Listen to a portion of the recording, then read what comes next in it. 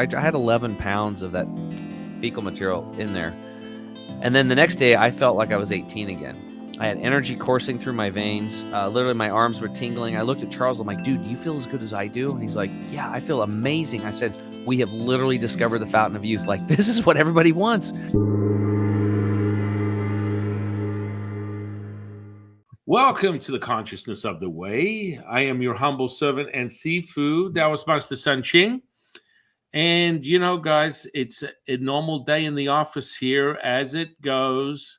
It's Christmas Day. I go down to the tree, and the universe has brought me this incredible being. I am so grateful to welcome to the podcast Tim James, also known as the Badass Health Hero. Welcome to the podcast, my friend. San, thanks for having me here. I'm excited to share energy with you today and your listeners. Yes. And, you know, it couldn't be at a better time when people are consciously exploring for a greater way to understand the true nature of reality. And it comes in all forms. Until otherwise noted, I always tell people you got to start with the sum of your life experiences, your human condition. And from that, you would identify with this flesh and blood we call the human body.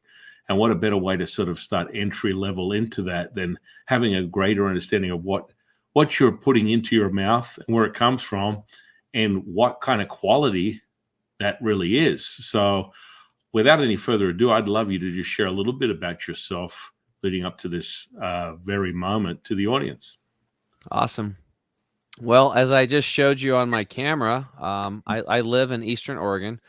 I did spend some time away from here, but I grew up over here at the base of a mountain. We had a small cattle and hay farm. I spent a lot of time hunting and fishing out in the woods a lot, cutting firewood and picking morel mushrooms and foraging and that kind of stuff, picking huckleberries in the fall. We had a big garden growing up here that we tended. And I remember we had this big old goose. And he didn't like anybody else, but he liked my mom. People would come flying in. Like, I remember like Jehovah's Witnesses would come in to, spread their word and stuff. And they'd get out of the car and Jack the goose would chase them off. And so my mom really never got too many people around her because of the goose. But anyway, so I ended up growing up on the standard American diet. I was an athlete. I played baseball at a pretty high level for about 30 years. And then at age 37, I found myself 42 pounds overweight. I had mental fog, low energy, and I started getting eczema on my left knee, and then it spread to both elbows, and it was cracking and bleeding.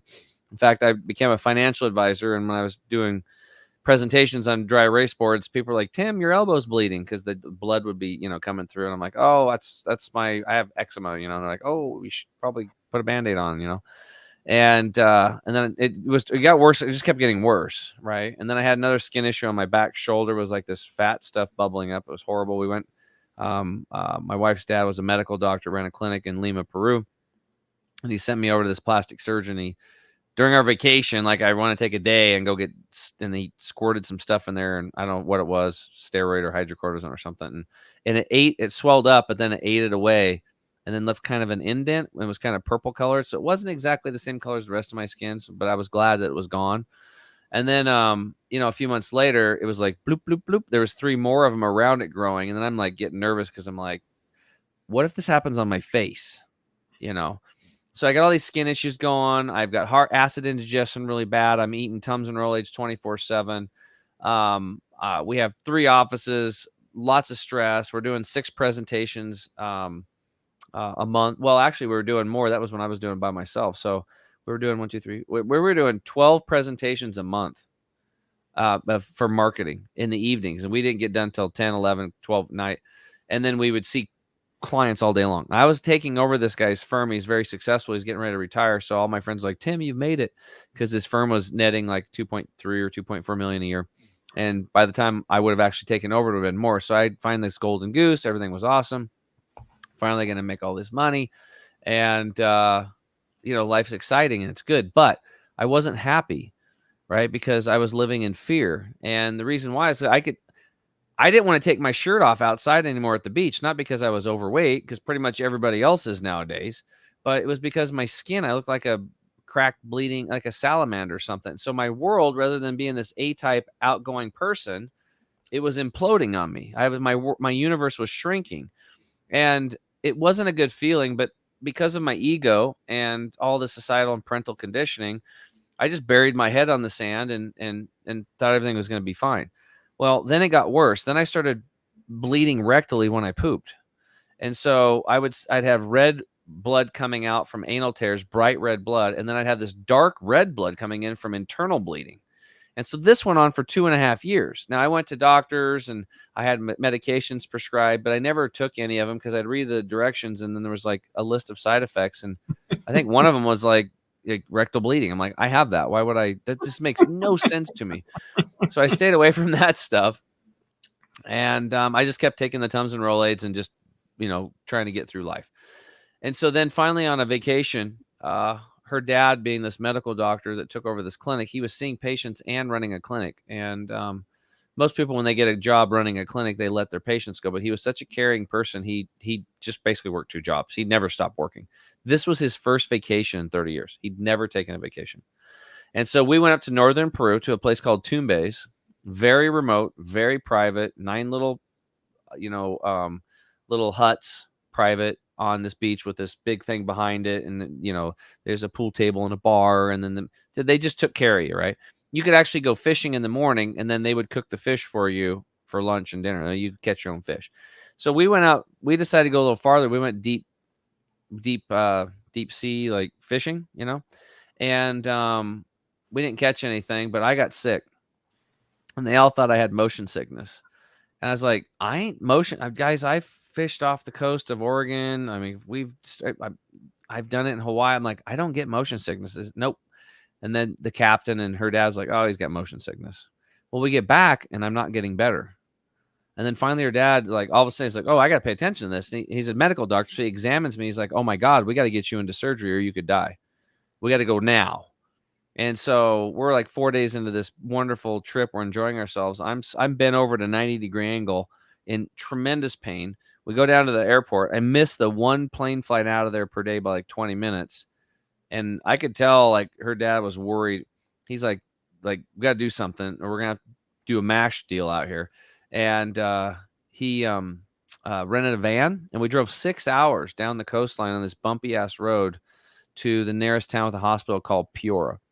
And under the examination light in the examination room, I looked up and I saw probably about 500 bugs flying around.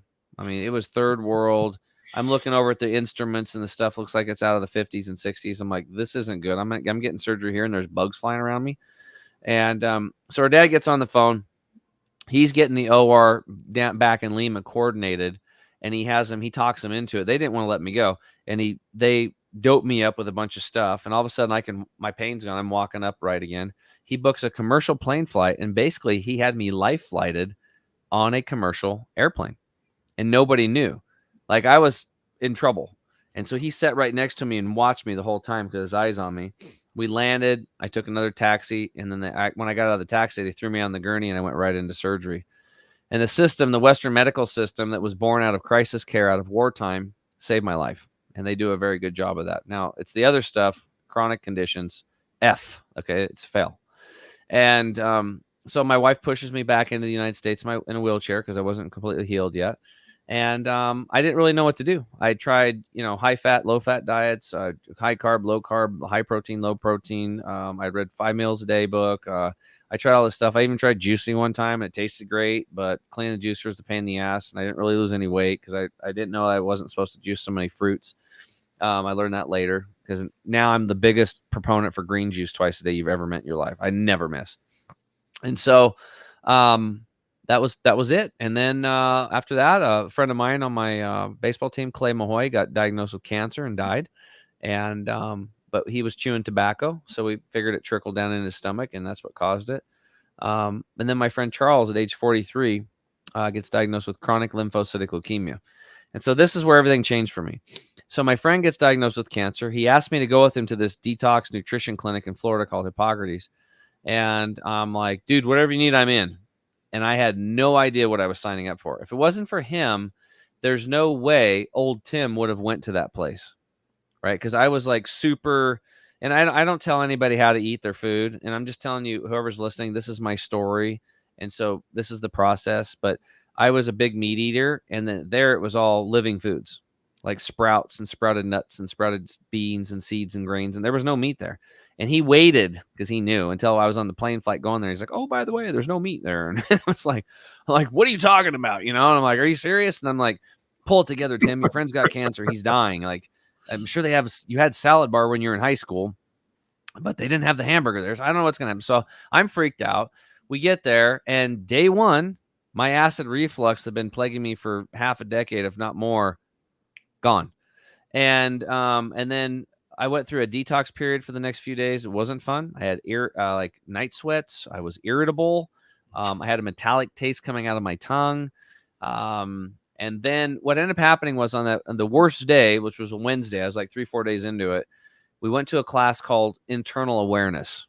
And this doctor comes out. His name was Dr. Scott Josephson. This dude was fit. And he just happened to be turning 50 that day. And I was like, you're 50? And I remember looking at this dude. I'm like, that dude looks like he's maybe 40. Okay. Maybe. He looked great. His skin was amazing. I was like, okay, well, whatever. So he starts teaching us. And the big takeaway was like, he talked to us about when you chew food, how everything works from the time you chew and the glands in your mouth that secrete these enzymes, amylase and lipase, go through this process through the esophagus and the stomach and pepsin, all these other HCl and all these things, and through the duodenum and the small intestine where the food's absorbed. He goes through this whole process until the food exits. He said the problem with most of you is you've been on the processed standard American diet, and most of you have 6 to 12 pounds of impacted fecal material in your colon. This is your major problem. This is why we have so much colon cancer, because the colon is a waste removal system. Its job is to take remaining nutrients and certain bacterium and circulate them in the body and dry it out and use. That's where we get most of our water, is actually through the colon, and then it leaves. It's a waste removal system. It's not a storage tank. But because of these weird processed foods, right? They slowly accumulate like paint, layers of paint on the inside. And, average person, 6 to 12 pounds. Okay. So I'm like, okay, whatever. So he proposed to us to go do colonics or colon hydrotherapy. Are you familiar with that? Yeah. Okay. Well, for the listeners that don't, because I had no clue what it was, colon hydrotherapy is colon water hydrotherapy. So you basically sit on a tube and water goes in your colon for about an hour.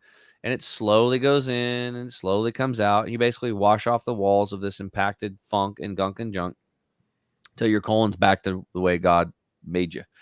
And little stress driven. It can be quite traumatic on a neurological level for the body. Yeah. So I elbowed Charles. I said, look, dude, I came here to help you with cancer, but I ain't doing that deal. I said, it's not happening. But the doctor was smart. So he actually showed virtual colonoscopies of 4 people, 3 that were unhealthy, and then 1 gal that had been on this program for a while.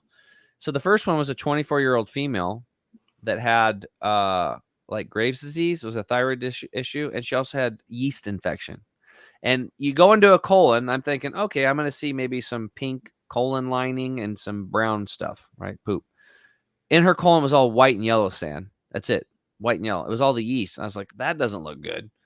So then they went to the 65-year-old guy with colon cancer and parasites. In his colon, it's black as midnight, like tar, and white worms crawling around. Then the doctor spins around. He's like, oh, by the way, easily over 50% of you over the next week or two on this protocol, in your stools, you're going to see not just these long parasites, the tapeworms that everybody talks about, but there's also things called hookworms and pinworms. Some of your stools are going to look white and fuzzy, like completely white. But that's just what you'll see. There's other smaller ones and amoebas that live in the blood and the tissues. And he's like, and all of them are drinking your drinks, eating your food, and they're urinating and defecating in you, creating more acid, and they're having sex and laying thousands of eggs. Well, now he got my attention. And I'm like, well, maybe this colon hydrotherapy thing sounds pretty good. Drive-through Burger King, Yeah. And so then the last was like a 45-year-old female with colon cancer. Again, black like tar, a little bit of brown stuff. Didn't look normal. Then they went in, with the camera into the healthy gal. And I'm like, it was pink, clean, and then some brown stuff. And I'm like, oh, okay, and then that's when I got it, San. I'm like, this health stuff is an inside game. I have to have my colon and my small intestine, all these, or I got to get it. It's like, it hit me like it's like a tractor or an engine in a car. It's like if it's not running well, you don't just go put in better fuel. You have to take it in, flush the engine, flush the transmission fluid, new spark plugs, new fuel filter, and then maintenance that sucker and take care of it. So what I learned there was how to become my own mechanic to my body, clean my body up, clear through the digestive tract and on a cellular level, and start flooding my body with nutrition and have tools to respond to stress differently than I was before. So I wasn't stressing out my nervous system and creating disease in my body and manifesting problems. And there's also emotional traumas that we're dragging around that I learned later from childhood or possibly even previous lives, right? So there's all this all Johnny come lately. I'm just redneck, egotistical guy, just trying to think, okay, I need to clean my colon. So the next day I go in, I get the colon hydrotherapy thing. They weigh me afterwards. I had 11 pounds of that fecal material in there. And then the next day I felt like I was 18 again. I had energy coursing through my veins. Literally my arms were tingling. I looked at Charles. I'm like, dude, do you feel as good as I do? And he's like, yeah, I feel amazing. I said, we have literally discovered the fountain of youth. Like, this is what everybody wants. I'm like, my mental clarity's back. I have no acid reflux. I literally want to go run and do stuff. I'm just like, and he's like, I said, dude, I don't know much, but I know that you're going to heal a cancer. And he did. 2.5 years later, his chronic lymphocytic leukemia completely healed. No chemo, radiation, surgery, nothing. He did it all himself through diet, lifestyle, and changing how he responded to stress. And so I ended up start teaching classes in my home, and I taught like 5,500 people these classes because my friends come over and they saw me drop the 42 pounds in 60 days. It was gone. The skin issues on both elbows gone. The skin issue on my shoulder gone. And 8 months later, that big patch of eczema on my knee was gone. And so I told my story to my friend because he couldn't believe I lost the weight so fast. And then he brought another friend over. He's like, tell him your story. Before too long, between me and Charles telling what's going on, I had people coming to my house all the time with cancers and all kinds of stuff. And I'm telling this story. And finally, I had to make classes Wednesday nights. And then we do classes Tuesdays and Wednesdays. 5.5 years later, I had 5,500 people to my home making dinner for them, teaching these detox nutrition classes. And then, I've just never stopped. And so I finally, when my little brother got killed in a mountain biking accident, I just was setting up stairs in my when I was down in Portland. And I remember one day I was so frustrated, I just yelled out, Troy, what do you want me to do? And I heard him say, do what you love and do it now. And I picked up the phone and I called Jeff and I said, Jeff, I'm out. And he's like, what are you talking about? I said, I'm getting out of financial services. He's like, what are you talking about? I'm like, dude, my brother's dead. He went out and mountain bike and do what he loved. And I want to tell people about sprouts and green juice, and I want them to heal and feel as good as I do. I feel so good, and that's all. I don't care. I don't care. And I bought a big dry erase board, and I started writing stuff up, things I could try to make money. And I suffered financially for 5.5 years. I exhausted all my money trying to figure this all out. And I started coaching people for free. And I finally started coaching, charging a little bit more. And then just now I've professional athletes that pay me, world champion athletes, Hall of Famers, all business executives. And this all started because I decided to follow what excited me the most. And I didn't care about the money anymore. I really didn't. And I still haven't got back quite to that level where I was, but it's happening. And now I'm realizing that the money is just a byproduct of helping people solve their problems. And I know now that I can help a lot of people solve their problems if they're ready to change. I can show them the way, but they have to be ready to change. I will provide them the energy and the frequency and the tools and help them get set up to do it. But it's really up to them. And this is what it gets me excited now, is like hearing the testimonies and people, you changed my life. I'm like, no, I didn't. You did it. Like, I just gave you some of my love, and now you get to go love on other people. And now you're handing permission slips out. This is what I live for, so now you become a light. Now you go light up a whole bunch of people. Let's do it together. And that's what I'm all about now. And so we have a detox nutrition company, all doctor formulated herbal stuff. And that's part of it. Now we're doing this whole chemical free farm. We're trying to heal the soil. And I couldn't be happier. Amen to that, brother. And that, this is kind of like the first epiphany that people have when they realize mortality is real. Is, you get a crash course in the hubcaps coming off the wheels and things go haywire and your engine just drops out of the chassis and you shit the bed, and all of a sudden it gets real fast. What's the solution? Or let me double down, take a deep breath, and just ride this thing until there ain't nothing left, which is what most people do because they're not listening to their intuitive instinct of survival. They just sort of like go, I'll forget about it. It'll disappear. I'll just forget about it. It won't happen. This pain doesn't mean much. If I don't think about it, it'll go away, or I'll take a painkiller, or I'll do something else. And generally speaking, from the place that I come from, it's the lowest form of manifestation is a physical ailment. If you're there, you've been percolating and cultivating this thing for quite some time that's transmuted. And, if you want instant change, you hit the spiritual plane and things will be realized. And so when you're doing the physical stuff, holy moly, there's nothing more powerful for anyone. I always tell people this. You want to take charge of your reality in a lickety split, you start what I call resting almost instantaneously to change the trajectory of your reality, even if it starts on a smaller scale. But within 24 or 48 hours of starting to look at what you're putting into your body and then how you're eating, your behavior of eating will really start to affect the chemistry within your physical body instantaneously. I mean, through your own admission, you said you're going to go on a 30-day fast. I mean, autophagy is like the fastest Roomba effect of realized schmegma or whatever dysfunctional, deconstructed garbage that's going on inside your physical body. It gets ejected. Gone.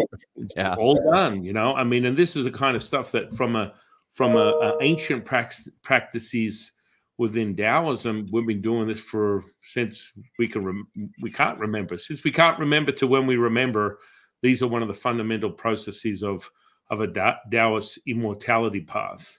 Is you get that in order, and then the alchemical processes, the deep-seated energetics, what we call the Nidan, the internal alchemy, is when you start to get down to the secret source.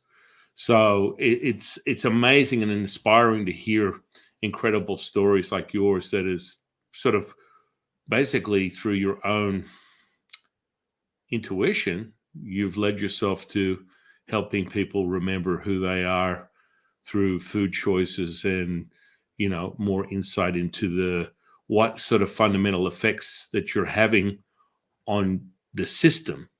Most people, I tell people, you can get the best, most incredible physique in your life, and I've been doing this for decades, with about 20 minutes a week of some form of stress that will come in the form of perhaps resistance training, some anaerobic activity, and then we might dash in a little bit of yin and yang therapy, i.e. hot and cold stuff to add. But all these people get the wrong idea. I talk to my therapist. I'm stressed out. I'm angry. I'm going to go work out. No. The worst thing that you can do is have a very stressful environment, whether you come from a personal relationship or your work environment, and then think that you're going to exercise your way out of it. You just keep flattening your possibilities through destroying the infrastructure of your endocrine system by not addressing how you got the catalyst of all this unnecessary sort of like lower watt negative sort of result, when i.e. it's generally emotional content, and then of course what you're putting in your physical body that creates that stress. And so when people go to exercise, it's problematic. It's a good way to start, but generally speaking, that would be the last thing that I get people to do excessive amounts of, to equalize or level up their awareness. As you said, examples of things like brain fog and just like being lethargic, low energy. I mean, they're typical traits of an inefficient machine. And then you subject it to your perception of reality as a human being, and you are in a shitload of problems right there. And so coming to a master like yourself, like myself, and understanding the ecosystem, you will find out very quickly how amazing this flesh and blood that you see before you as you consider your identity can be run like a finely tuned machine, and you have your hands on a Lambo and you thought you were driving a Pinto, and that happens real quick Hey, when take it you easy on the Pintos. yeah, the Pinto. Well, I I like actually, my to first car was a Chevy. What the heck was that thing? It was a Vega, a Chevy Vega. It looks similar to a Pinto. My dad was real cheap, and his transmission went out in his pickup. And he found out how much they were going to charge him at the shop. He's like, "The hell with it! I'll do it myself." So he ordered the parts, and then he bought a $500 car to drive while he was fixing the truck because that's how it was so expensive. And then when he was done fixing his pickup, he's like, "You want this car?" And I'm like, "I'll take it." You know, I was 16. I was taking any wheels. I drove that thing for 5 years, fixed a clutch for $300. That was it. Changed the oil, put some gas in it, and 5 years later, I sold it for $500. Same thing. Cheap. It was cheap. People aren't doing that anymore. Trucks are like, cars now are like 50 grand, 80 grand. It's 100 grand. It's insane. Yeah, you level up. I mean, it's funny that we mentioned that because that's my favorite analogy is like I'm going to show you how to level up. First and foremost, you think you're driving a Pinto. I want you to pull over to the side of the road, get out of the car, go to the hood, and open it. And everyone goes, "Oh my goodness, I have a Lamborghini engine under there." Yes, because that's what happens with the alchemy, the internal alchemy. When you start cultivating, it's palpable. And so that transfusion of the energetics translate into this incredible wonder juice that you tap into, different energy profiles that give you an alteration of the 3D reality. So that's when you start doing crazy stuff, i.e., you mentioned your superhero Bashar. These are the channeling things that are really beautiful, but can be problematic. Again, 30 years ago when I had people come to me and they're being diagnosed with a psychotic episode and I'm doing an exorcism on them and they should be possibly looking at a padded cell, and their friends and family are telling them you have, personality disorder, undiagnosed, of course, but they're left with question marks.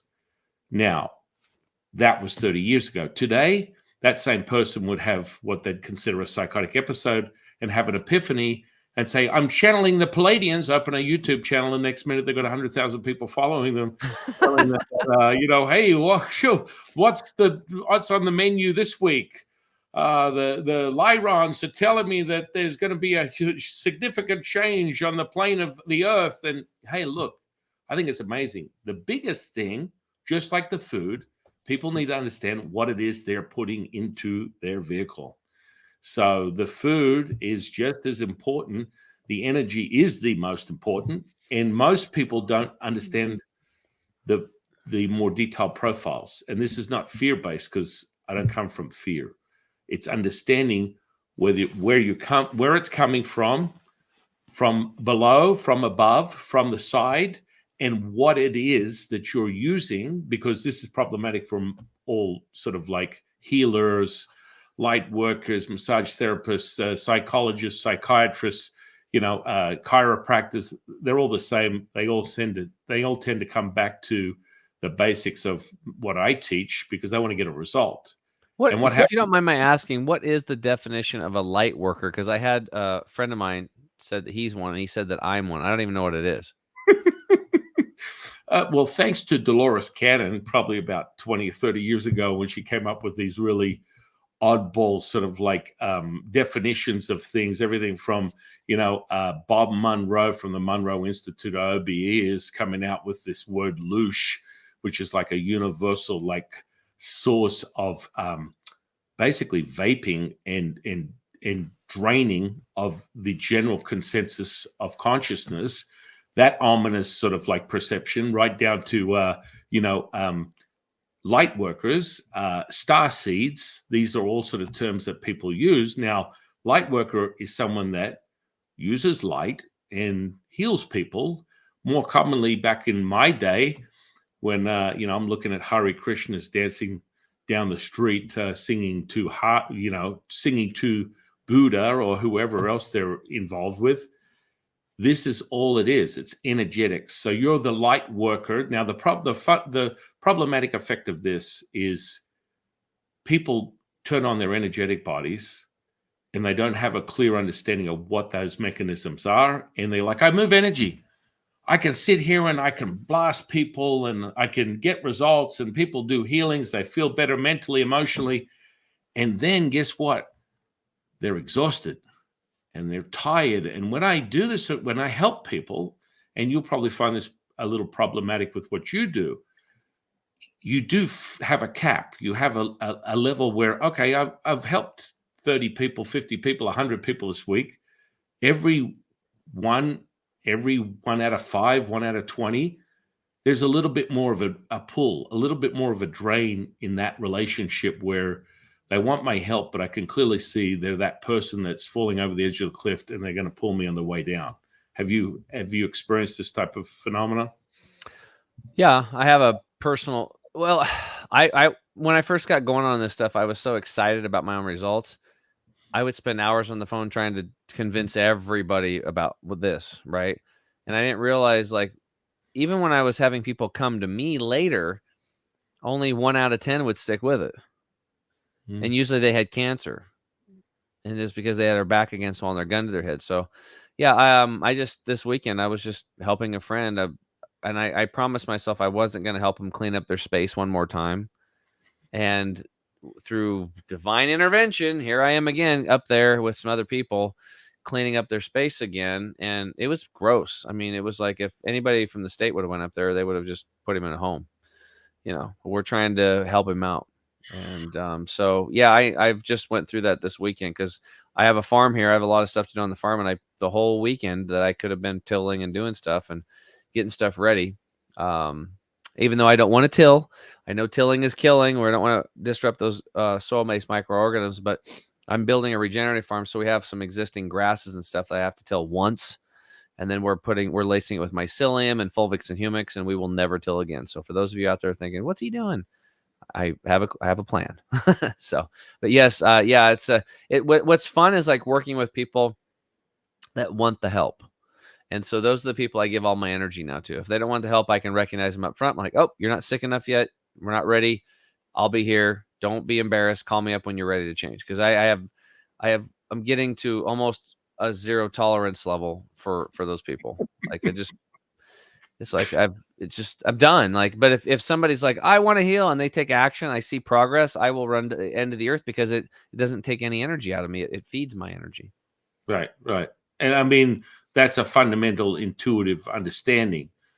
You need to refine it so it's not problematic. That means that from an energetic perspective, which is everything is energy, frequency, vibration, doesn't matter what it is, whether it's this cup or it's what you perceive as the word energy, you are experiencing a different form of what speed that frequency, that energy is at, is what you're experiencing. It's all the same.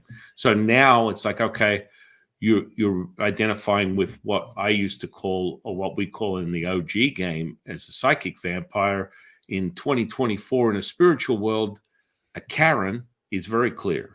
You see it, you feel it, you know it, and it's only problematic if you're coming from the lens of a dualistic perspective. So that only means something. It will only be effective on a karmic level if you are unconscious. And what is unconscious is you having emotions. That is an unconscious state. That is a transitory state. So when you're subject to those emotional content, and moreover, most human beings are only aware of all the lower what stuff: fear, frustration, sadness, grief, loneliness, helplessness, depression, anxiety. It's all in the same category. It's under the same umbrella. You will be subject to a draw from your auric field, from your energetic field. And so once you get past that little speed bump and you're able to put your emotions in the corner of the room and tell them to sit and roll over and play dead, then you can be the present moment, the observer, and you're having a monologue, not a dialogue. then now we're getting off to a good start. And so, Mm. it's like anything, it's like mastering, creating the right and the perfect soil within what you would call your ecosystem, the microbiome that makes it possible for you to be an efficient machine. That all is the same sort of construct. It comes from the same place, only the more important, in my opinion, in the chain of command of identifying the things that are most powerful, energetics is the most powerful thing. And most people get into it. So when you mention you're interested in channeling, this is an interesting thing because I think everyone should be accessing direct source information. I started channeling 30 years ago. My first channel, I directly channeled Lao-Tzu, who's been my teacher to this day. He's a facet of the diamond. And, that charge that you got up your spine right now, that is that realization. And that is just the now. So, channeling is so powerful because you are able to validate it from the feeling. It doesn't come from thinking. If you're thinking, you're not knowing. If you're feeling, you are all knowing. So And that is a cultivation thing. I have a question about the channeling. So, I've seen people channel and they're channeling either a bunch of entities or another entity or somebody from a different time, space, reality, whatever. Is channeling always where you're verbalizing stuff out in the physical world, or can you channel in silence, Oh, or both? absolutely. I Both. mean, you can do both. Look, I can sit there. I just finished transcribing the 2024 version of the Tao Te Ching directly with Lao-Tzu. It's been completed. I published it. It's a profound piece of recognizing what pure magic and incantations are. All I did was sit there. His message came through me. My wife basically dictated and put it into word, put it on paper, and you You honestly, dictated and your wife transcribed it. yeah, and that came Okay. directly from Lao Tzu. And quite frankly, being a receiver of this transmission, it's like you're literally sitting back watching this stuff coming out of this physical tuning fork, and you're like, I can't make this shit up. Like it's so profound. It's like I know. mind-boggling. It's like I Did look you like see me with this? Did you see me sorry. hit that? Oh yeah, the tuning fork. Yeah, yeah, I don't know if you saw me because you said because I hit it and I was holding it. And I was just doing stuff. So yeah, yeah. I funny you mean, brought that up. interesting, isn't it? I just go by the feeling and the energy, and seeing the energy is how I basically determine what's going on, and that is a clear sense that you develop, which is what we call a sensory perception, and within that goes mediumship and channeling. And so, I can do channeling, and on my channel, there's plenty of channeled um, sessions with Latsu where you'll see it, but I channel with my eyes open. So, but the transmission is you get the heat and you see that, hey, this dude's eyes he hasn't blinked in like 10 minutes. What is going on? And of course, my demeanor, my whole persona changes because he's present, and you can see it transmitting from every subatomic particle that would be received. Where do I go see that? I On want my to check it it's out. on my YouTube channel. There's tons of Latsu Oh, channels. sweet, sweet, And awesome. it's very when we talk about old school channeling, I had a friend of the channel.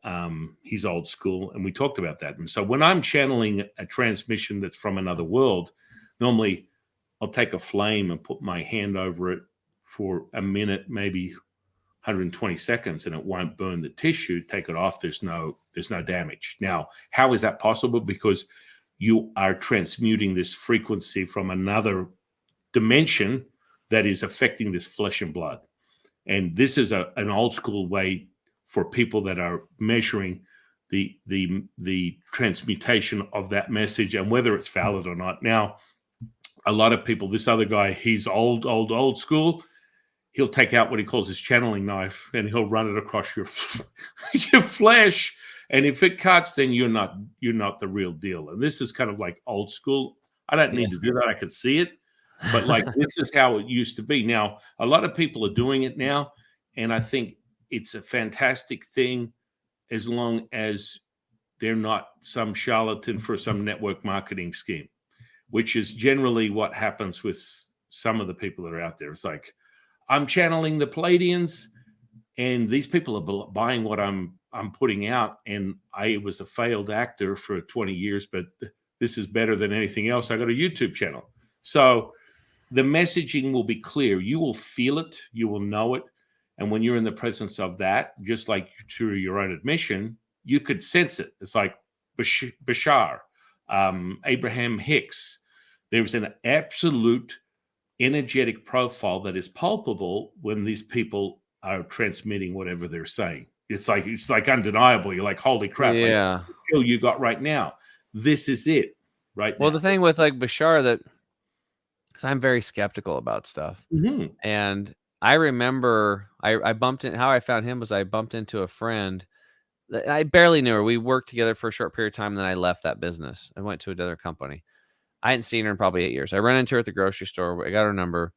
We're having conversations every 2-3 weeks briefly, and then she would just drop these wisdom bombs on me that maybe just like, man, I'm pondering this stuff. This is before I'd done any of the health work. I hadn't cleaned up my cells and all that stuff.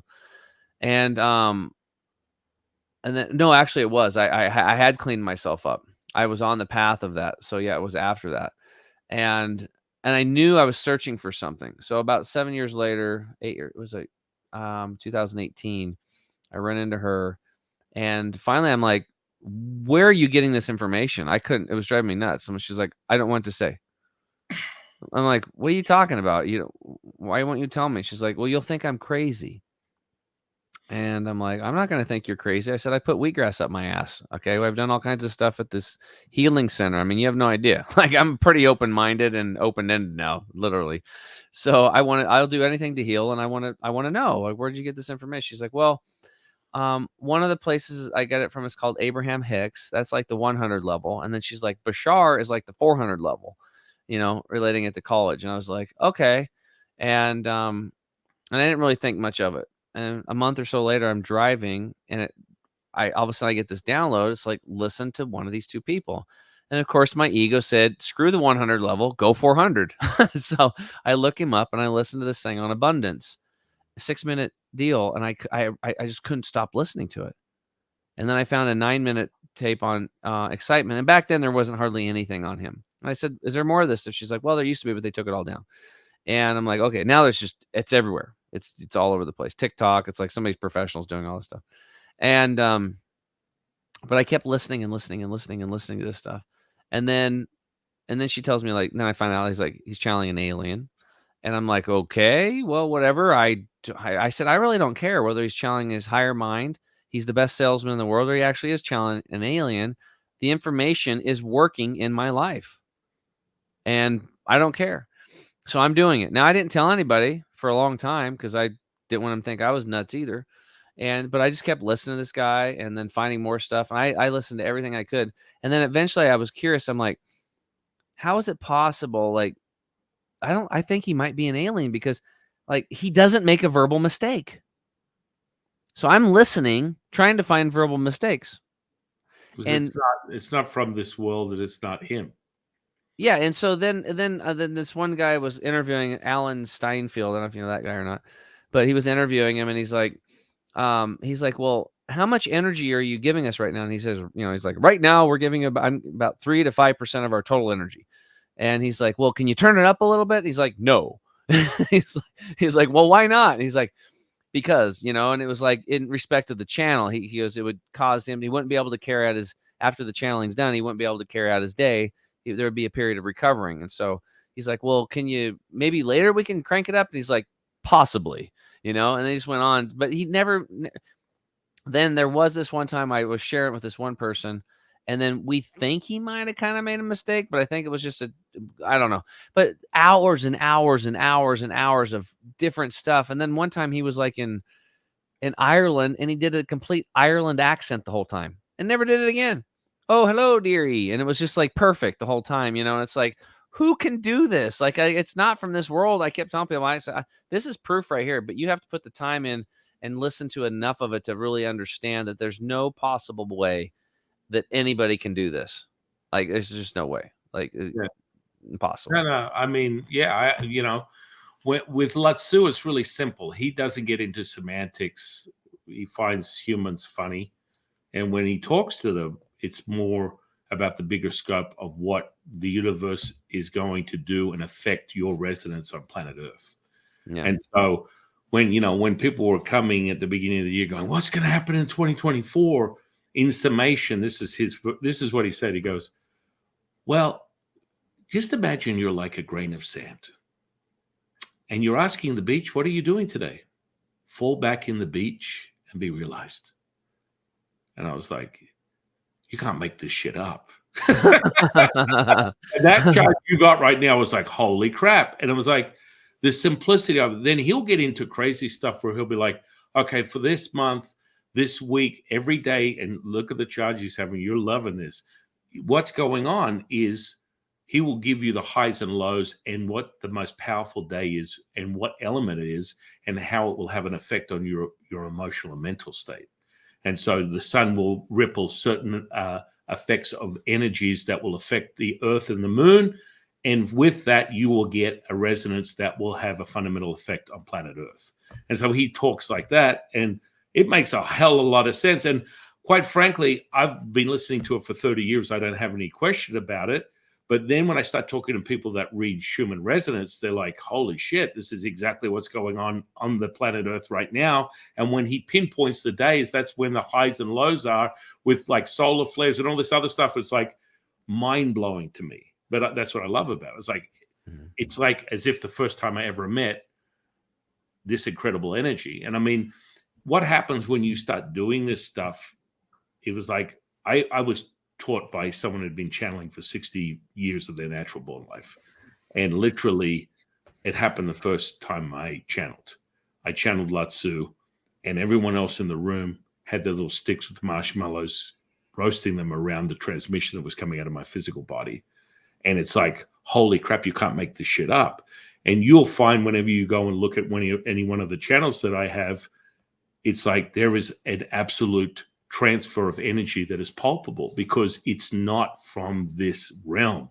And, it's just cool to experience it. I'm going to get into it a lot more because, it's sort of something that people need to be able to. And I've spent decades teaching people how to do this stuff. You need to have a fundamental energetic architecture is critical to making sure you can hold the resonance. It's like, the spiritual exercising of the physical exercising. If you don't have the infrastructure, you cannot hold the resonance for very long. And a lot of people that do this, ones that are not very clear on what they're doing, will be like, I can't do anymore. I've done enough for today. I'm feeling quite exhausted.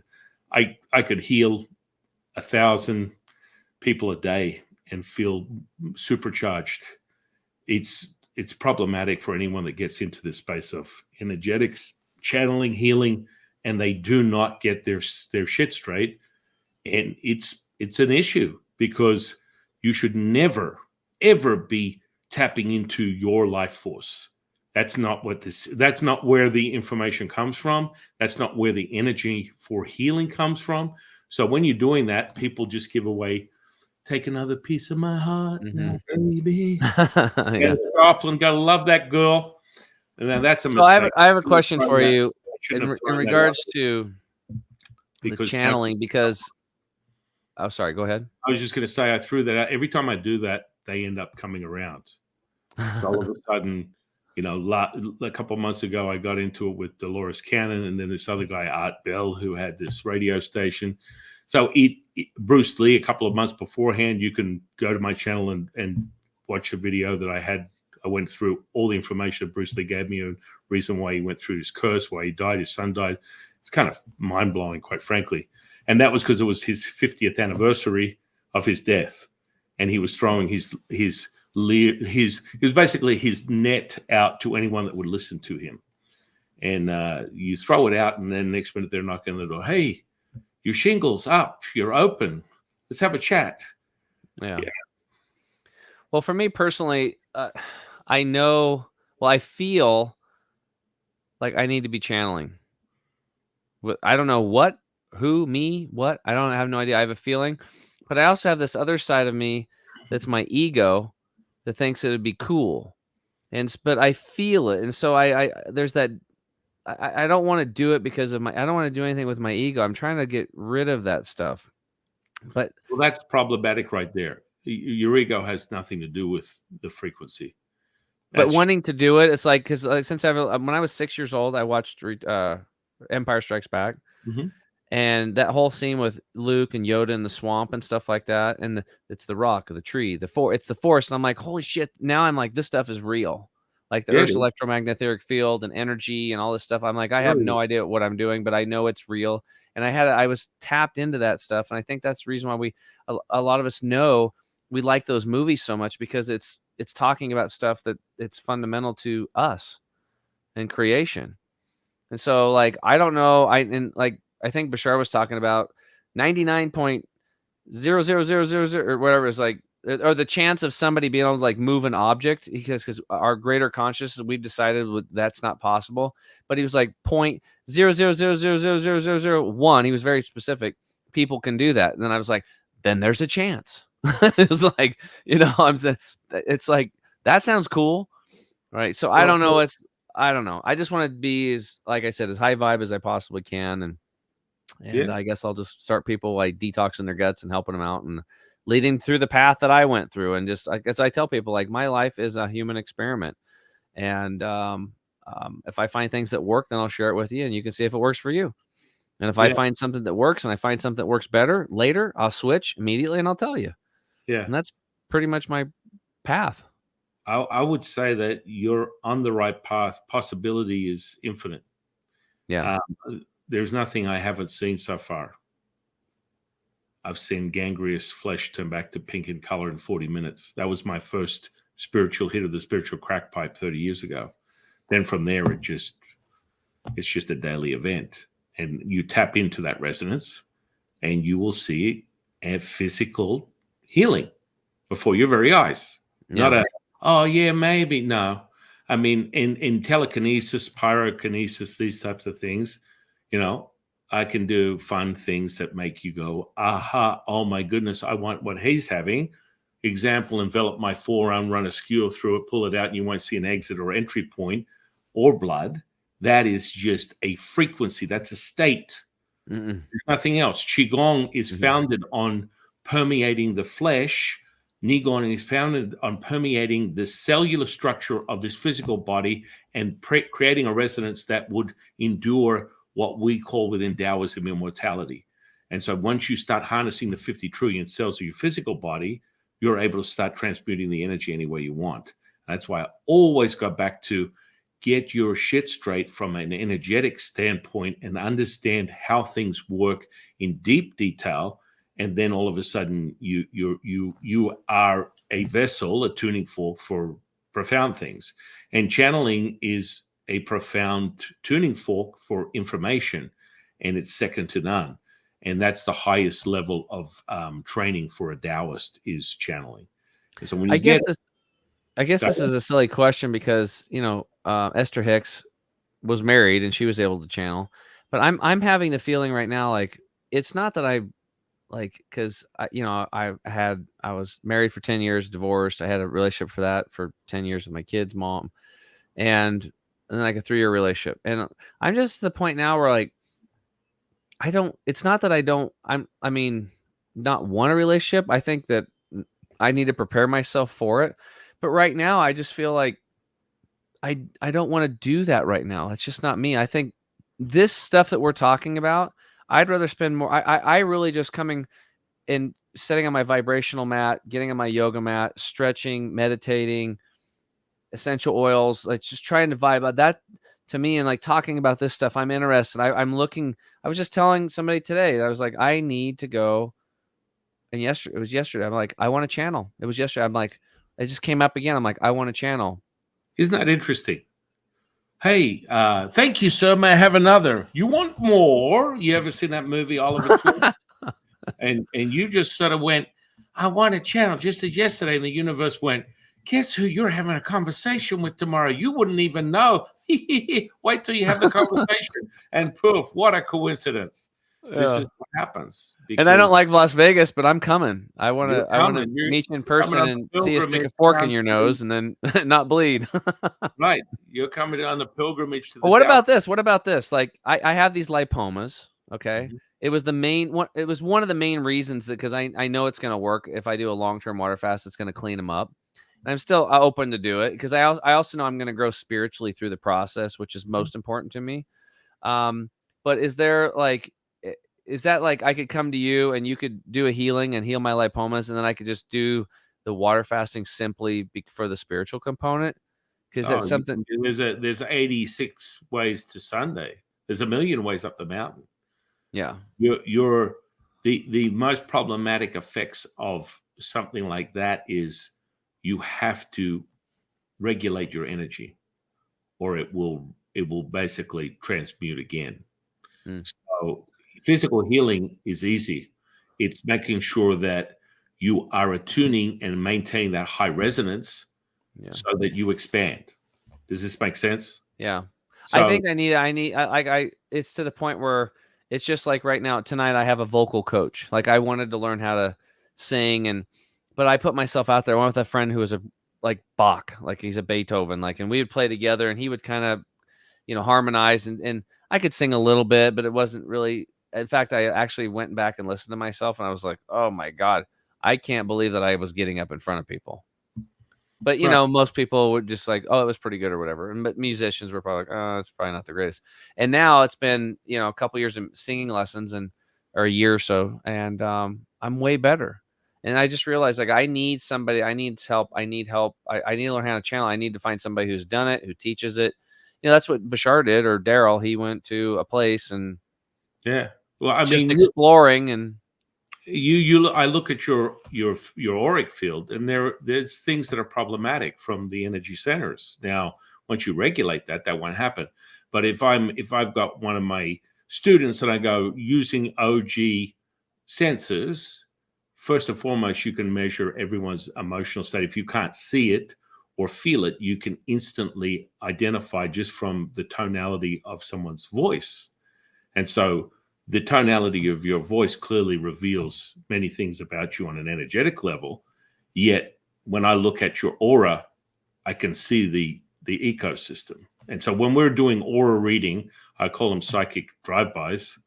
It's Mhm. just basically looking at the energy centers, and that from that energy center has an emotion and virtue. You want to acquire the virtue and equalize the emotion. And with that, it increases the amplitude and dials in the synchronicity of the energy center itself, which then affects the whole ecosystem. So you must regulate those. And within a Taoist system, there's nine, the first nine. Most systems would call the first seven, when in actuality we don't call them chakras, we just call them energy centers. The first one is the earth. The second one is the root chakra, which someone would call a root chakra. We just call it an energy center. The third one is the sexual energy, and so on. The yellow court, which would be the diaphragm, and then you have the heart, and then the throat, the third eye, and of course the Bai Hui. We call the Bai Hui the entry and exit of the heaven energy, and then the connection to the universe. So when you synchronize the first nine, you're a happy chappy off to the races. You could be John Smith, the janitor, or Dalai Lama, the guru. You're going to have a charmed life, because that's just the fundamental basics that everyone should have their shit under control from Mhm. those nine energy centers. And so I'll have dramatic effects of people that just turn those in and like, I'm an accountant, I'm a lawyer, I'm whatever. And I am just having the time of my life, because I can actually literally freeze frame my emotional content, stop it, twist it, toss it out, and just expand. Because everything should have that pulpability, that energetic profile, that you can identify it as the present moment, not as your physicality, which so many people are just stuck in.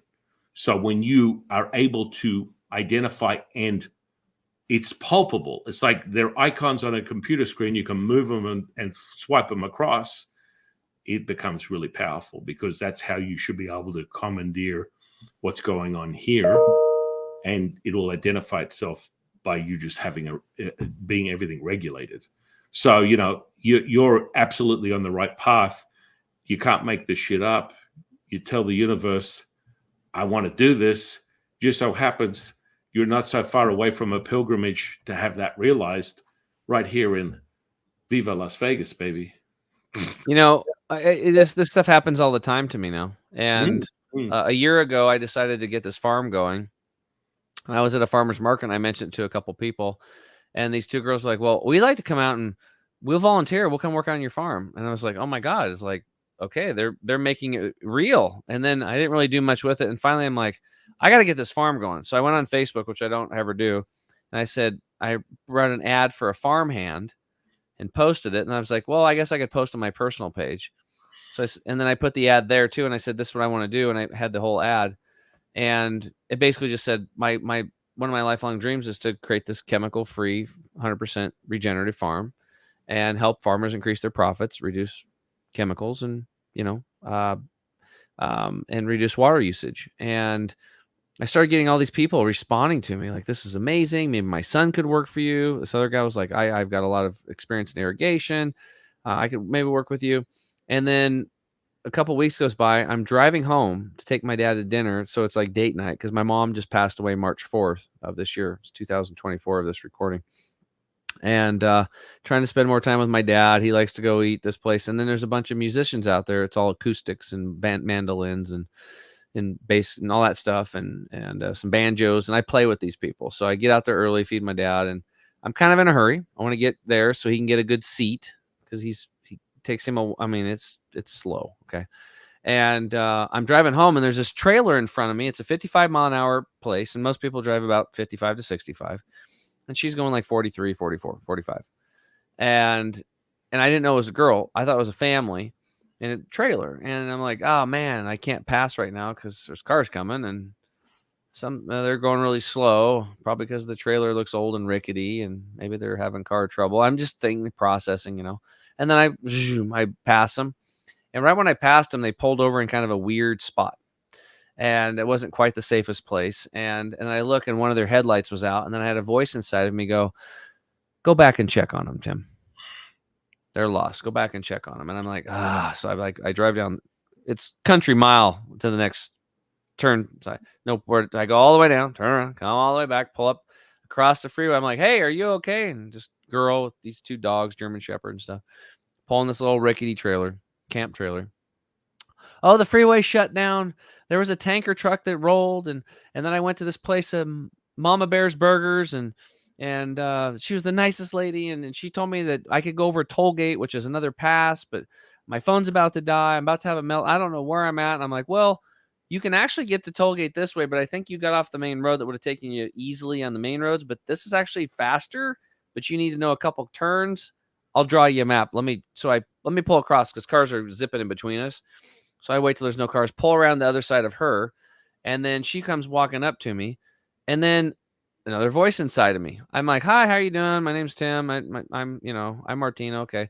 And then I was like, "Are you a biodynamic farmer?" That's the first thing that comes out of my mind to her. I have no idea. It's this girl in an SUV and pulling this little rickety trailer, and you should have seen the look on her face, Stan. She's like, she couldn't even talk for a second. Then she's like, I've been wanting to be a biodynamic farmer for my entire life. The last 10 years of my life, that's all I want to do. She goes, I'm actually driving around right now trying to find a farm to work on.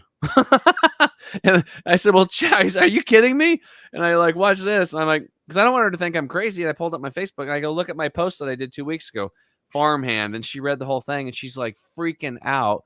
And I said, see that shop down there? I go, that's where I live. I was like, I said, you can charge up, do whatever you need to do. Like if you need to stay, she ends up going to dinner with me and my dad. And she works here now. It's like, and now I can go do some stuff because she's actually can look after my dad when I'm gone. And so she fit in like you couldn't even believe, like perfectly, like, you know what I mean? And of course there was some the dogs, and there's some stress there because the dogs actually chased the neighbor's cows through the fence day one.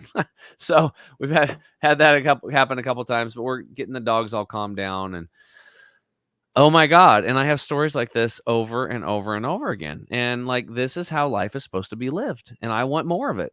I want my life to be an ecstatic explosion of joy and synchronicity every moment of every day. And I know it's possible. And I want to tap into that shit. That's where I'm at.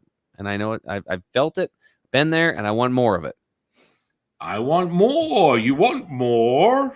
Of course you do. I mean, and that's the beauty of it. When people ask me, they always go, "So how are you doing today?" I'm like, "It's good to be me." That's just reality because, a friend of the channel, Tom Campbell, who's an OBE from a place called Monroe Institute, sort of got 60 years in the game, makes me look like a baby. But then again, we come to the same place. It's the largest consciousness system that is giving you the information you need. That's from his perspective. We go a little deeper from a Taoist perspective. He's a little bit more quantum. I'm a little bit more ancient cosmology, old school. I'm old school sun energy, OG. And so, you get this deep intuitive knowing.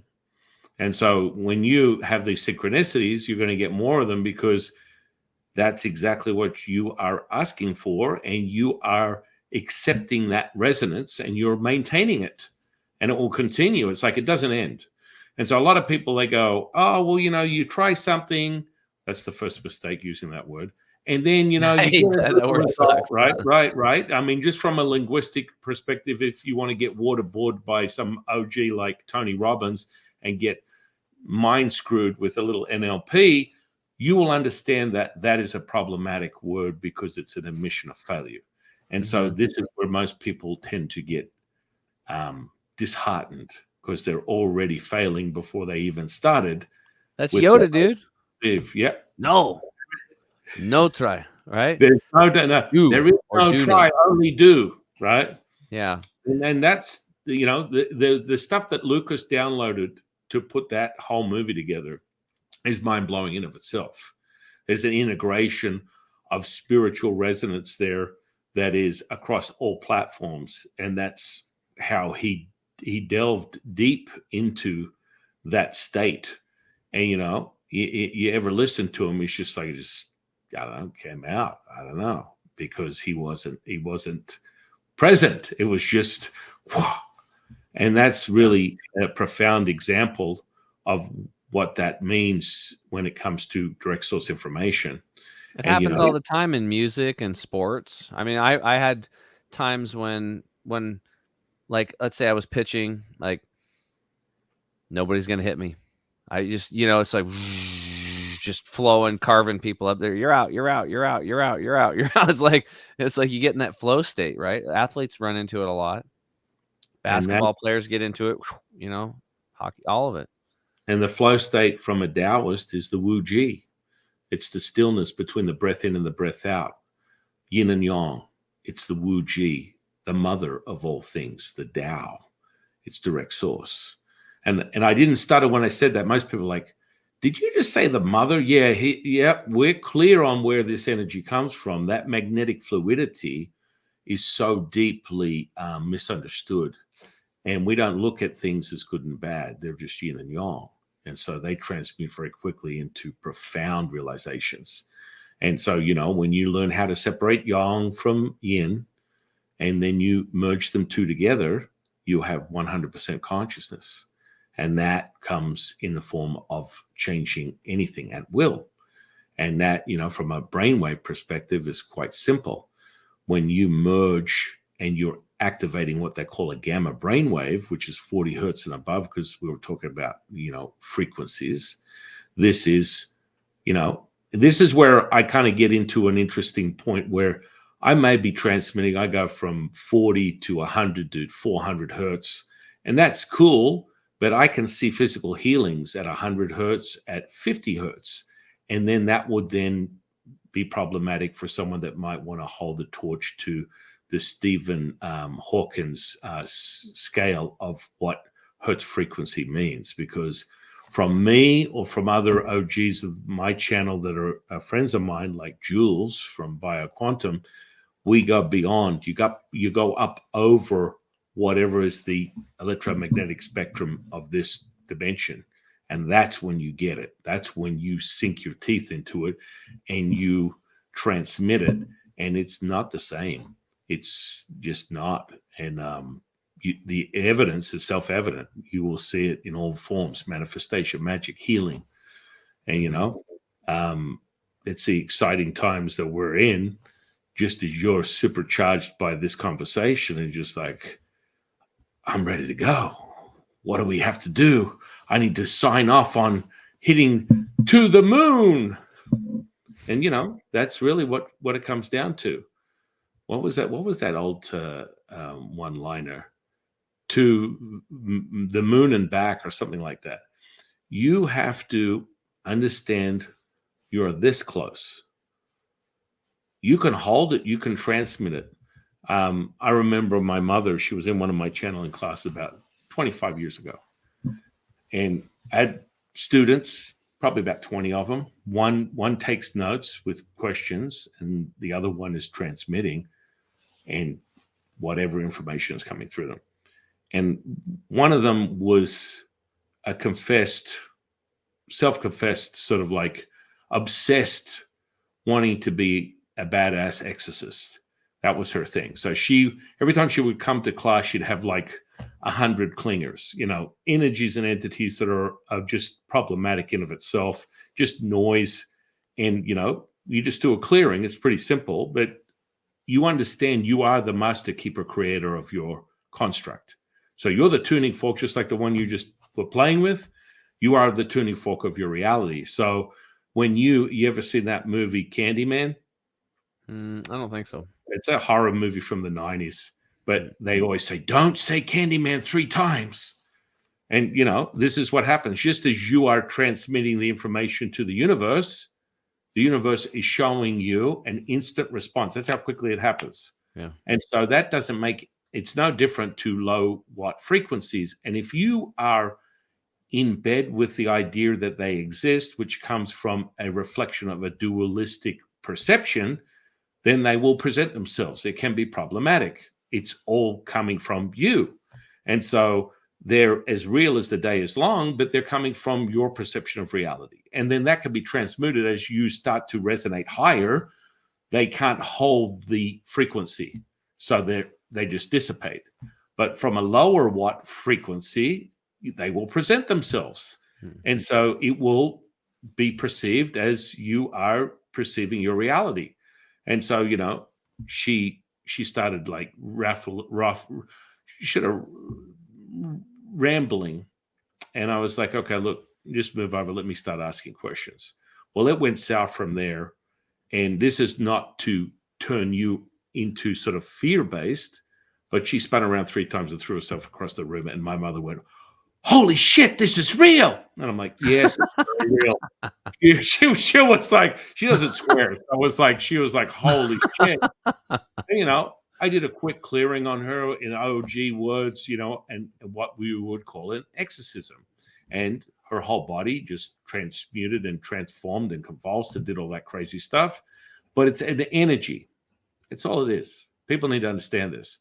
And if you are looking for high resonance, you will receive it.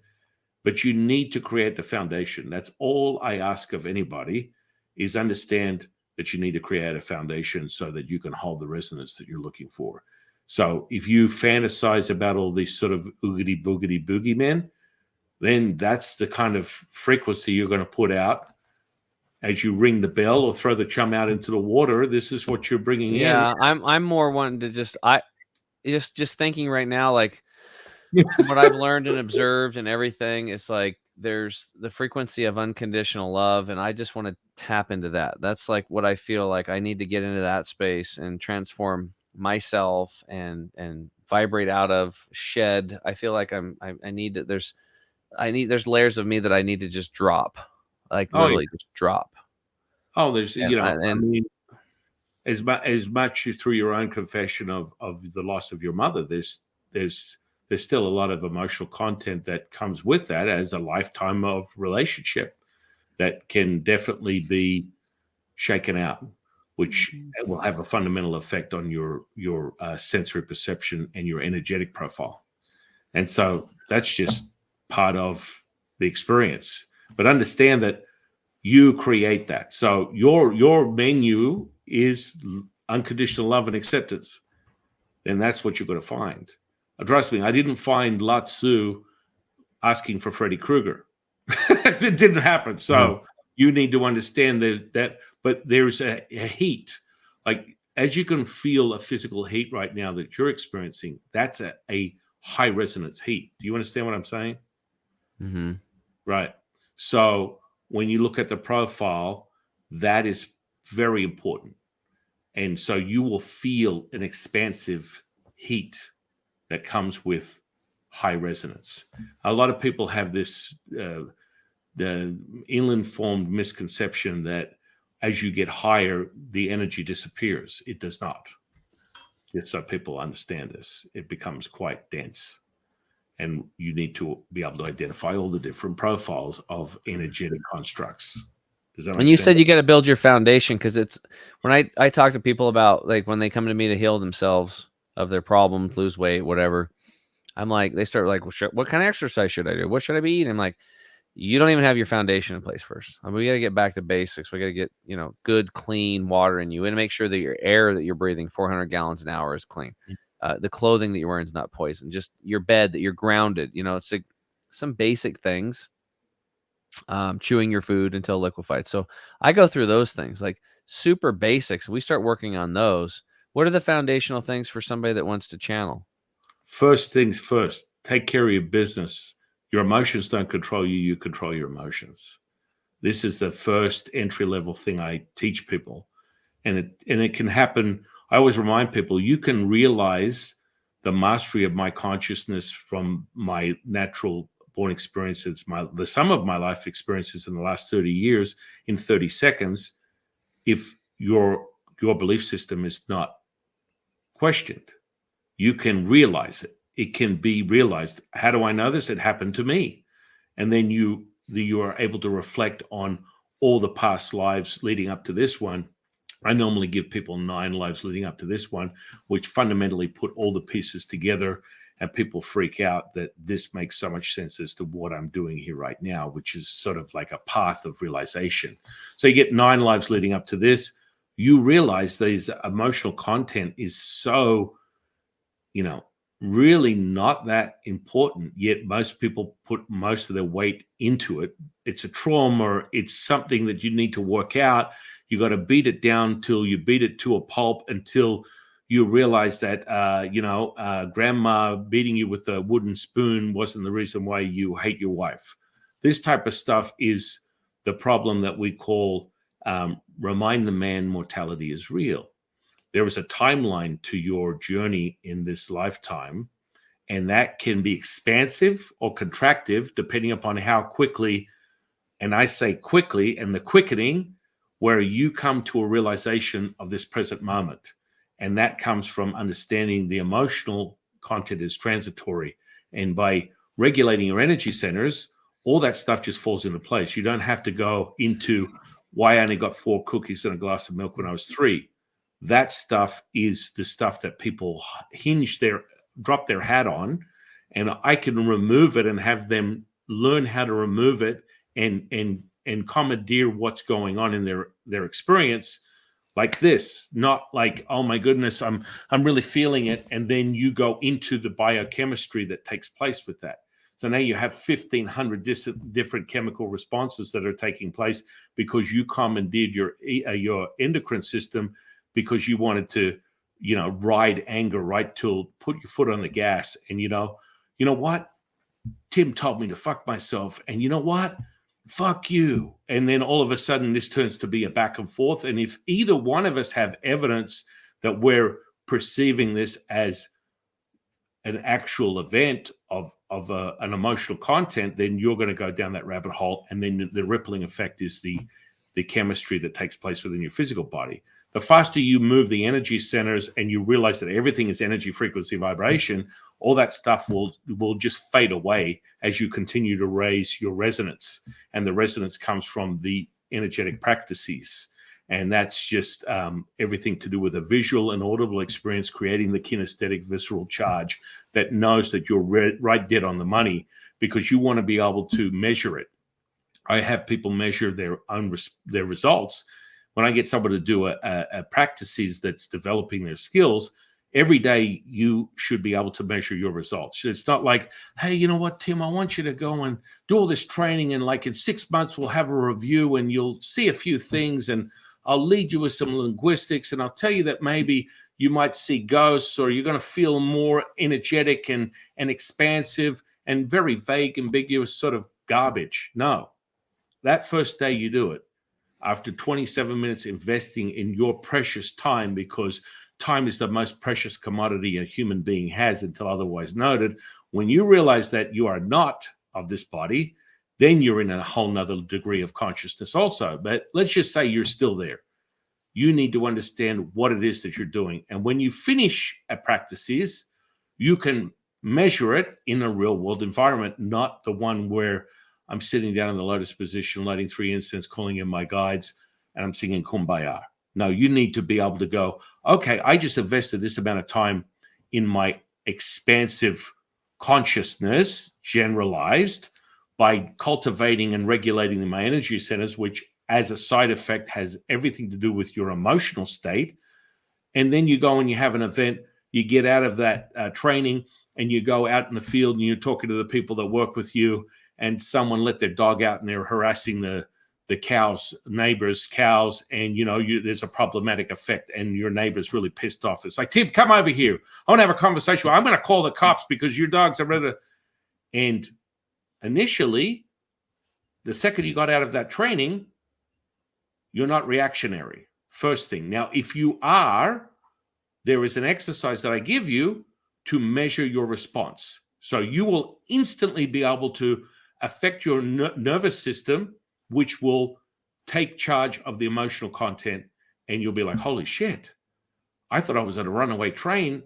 And within seconds, I'm completely in this euphoric state, which is equivalent to 5 pina coladas, a full body massage, in 10 days in the Bahamas. This is crazy. This is how it should be. This is how it is. And so that's why I always say, take charge of your energetic constructs, because that's the key to all of this. And when you start rising your resonance, your consciousness is your default. What does that mean? It means that you are 100% conscious all the time. You don't have to think about, oh, am I in the emotional state to get to where I need to go to a heightened level of awareness? Am I expansive? No, it literally is like how I describe it, and how millions of people have described it before, is you have this golden lining around all things. So as your clear sense becomes really refined, there's an actual golden outline in everything. And so when you speak on something, it's palpable. We call this Qigong, where you're moving energy with your breath, and you use your mind, which is Nigong, moving energy with your mind. And the connection of those two make it possible that you can have something come into your field that you would perceive as a thought of your own, which doesn't exist, because all thoughts of your mind are not yours. And people go, what? Well, whose are they if they're not? Well, this is a very problematic issue of your environment. But when that does come in, you're instantly the observer. You are not engaging with that material, and you're able to dissolve it because you are having a monologue, not a dialogue. And it will become present instantly, and it will just dissolve. It won't even have to go, oh, I need to think about this to dissolve this. It's now. Does this make sense?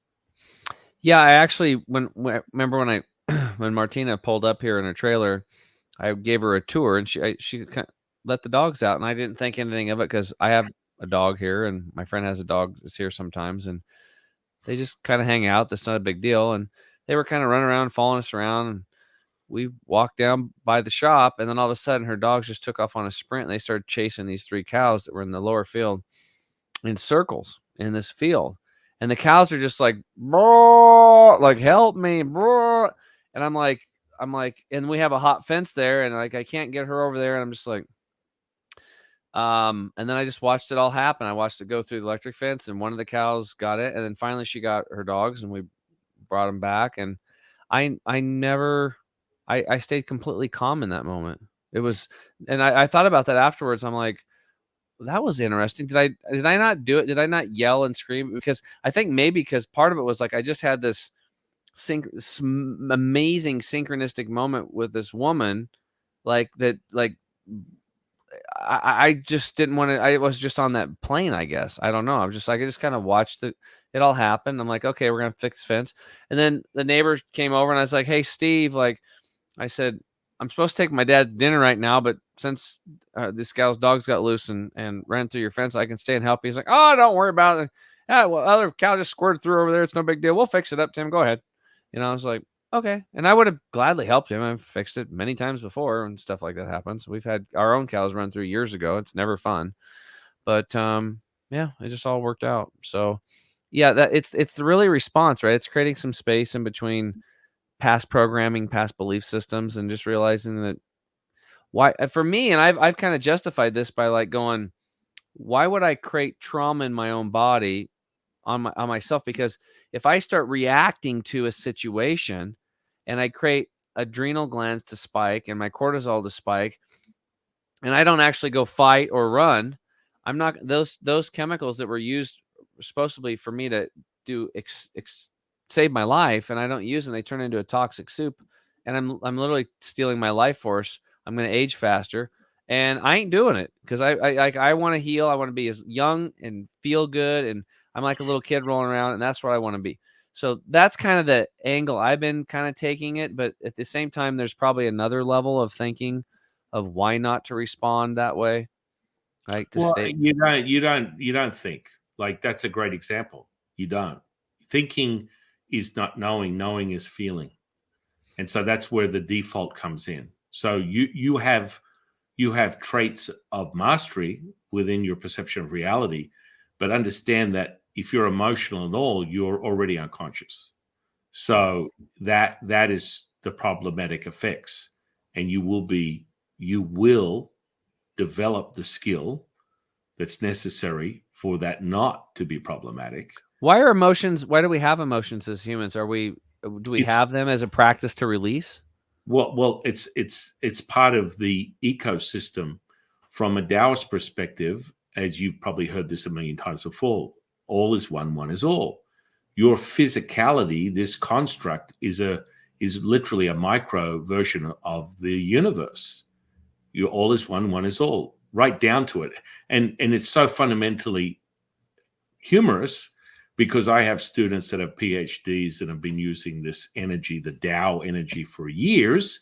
And it's a wave of light that is beyond this spectrum. And they've done things like, Shifu, I just went and studied. I got a job doing a research paper on the nucleus of a cell. And I'm like, okay, that's cool. Wow, you wouldn't believe what I found in there. I'm like, please tell me. Now, within Taoism, we have one particular energetic practice of activating what they call the dantians, which are what we call the energy field. And there's three major dantians, and then there's six other ones within the first connectors of the earth, the human, and the universe.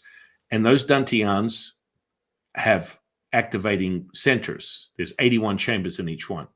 And so there's a practice, what we call the death of a star, the observing of the rising of the red phoenix and the releasing and accessing black hole energy. And people are like, what? What is that? What?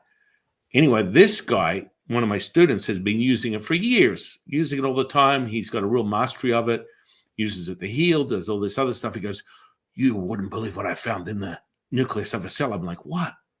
Black hole energy. This is a Oh moment of yeah, realization, right? This is yeah. a Somebody moment, actually, I remember hearing somebody talking about this. right? Black hole. I think it was Dr. Zach Bush actually.